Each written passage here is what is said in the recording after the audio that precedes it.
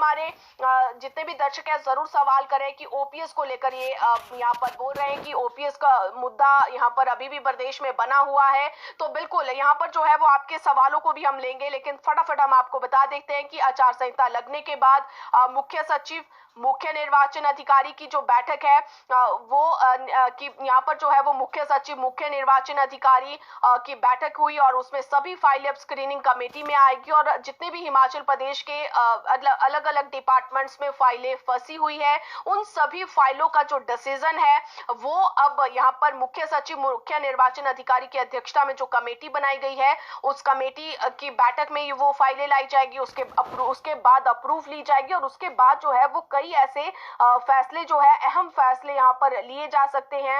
हालांकि चुनाव के बाद ही कई ऐसे फैसले हैं जो कि कर्मचारियों से संबंधित, चाहे वो वेतन विसंगति का मामला हो और इसके अलावा जो है वो और दूसरे मामले हो, चाहे वो भर्तियों के मामले हो, वो सभी मामले चुनाव आचार संहिता खत्म होने के बाद ही होंगे, यानी कि जब नई सरकार बनेगी उसके बाद ही इन सभी मामलों का जो प्रोसेस है वो शुरू किया जाएगा। बहरहाल क्योंकि पूरी तरह से हिमाचल प्रदेश में चुनाव आचार संहिता लग चुकी है तो ऐसे में अभी फिलहाल नई भर्तियां, नए प्रोसेस नहीं होंगे, टीजीटी की नई भर्तियां नहीं होगी। शिक्षा विभाग में अलग अलग कैटेगरी की जो भर्तियां शिक्षकों की होनी थी उन भर्तियों पर भी फिलहाल रोक लगाई गई है और इसके अलावा भी यहाँ पर जल रक्षकों की चाहे पॉलिसी हो, आउटसोर्स की पॉलिसी हो, इन तमाम सभी चीजों को लेकर हम यूं कह सकते हैं कि अभी फिलहाल रोक यहाँ पर लगा दी गई है। तो ऐसा तरह की राजनीतिक चर्चा चल रही है, ये जरूर हम अपने तमाम दर्शकों से जानना चाहेंगे। फिलहाल अगर बात करें, चुनाव आचार संहिता लग चुकी है और इस बीच जो है बहुत सारे ऐसे मुद्दे हैं जो कि लटक चुके हैं।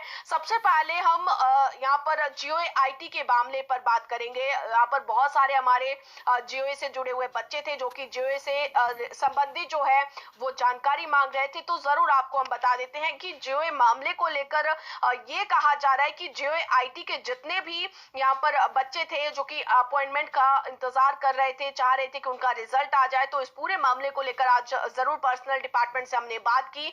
तो अपडेट इस मामले को लेकर ये है कि 1 नवंबर को सुप्रीम कोर्ट में अंतिम फैसला जो है वो जीओए के मामले को लेकर होना है और अब इसमें नई चीज ये सामने आ रही है कि अब सीटें जो है वो कम, जीओए की जो 1337 पोस्टें कम की गई थी, अब वो पूरी 1867 जितनी भी जीओए की पोस्टें थी उन सभी पोस्टों का रिजल्ट अब निकाला जाएगा। कोई भी पोस्टें अब कम नहीं होगी और फिलहाल 1 नवंबर को इस मामले पर सुप्रीम कोर्ट में सुनवाई होनी है। उसमें क्या होता है वो जरूर हम आपको बताएंगे।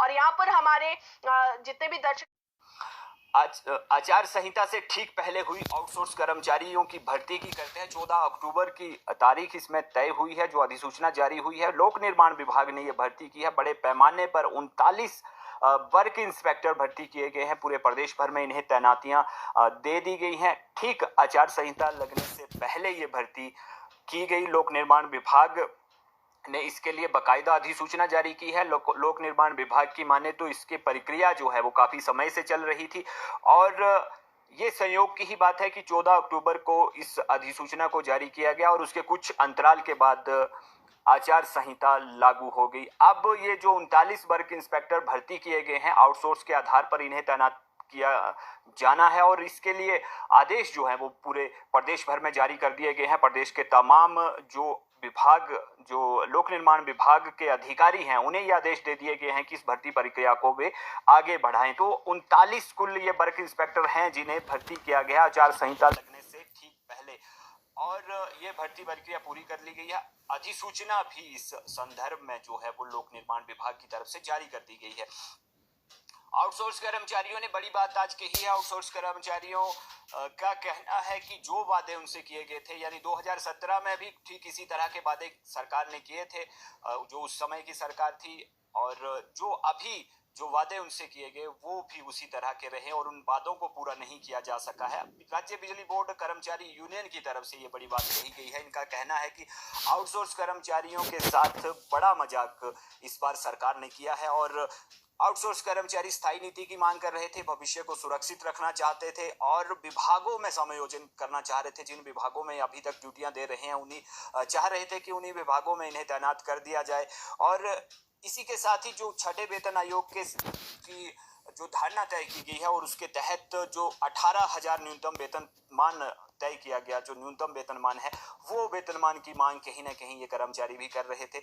लेकिन ये तमाम मांगे इनकी पूरी नहीं हो पाई हैं और इनका ये कहना है कि अब जो उम्मीदें इन्होंने लगा रखी थी वो ठीक है वैसे ही अधूरी रह गई है जो जैसे 2017 में उम्मीदें पूरी नहीं हो पाई थी। बात दमकल विभाग कर्मचारियों की करते हैं। दमकल विभाग कर्मचारी लगातार सरकार पर दबाव बना रहे थे, वर्क टू रूल पर आ गए थे और वेतन विसंगतियों को लेकर के जो इनके विषय हैं उन्हें सरकार तक उठा रहे थे, मांगे हल करवाने का प्रयास कर रहे थे। लेकिन आदर्श आचार संहिता के लागू होते ही इन्होंने वर्क टू रूल अभियान को बंद कर दिया है और अब नियमित रूप से ड्यूटी देने का फैसला किया है। ये दमकल विभाग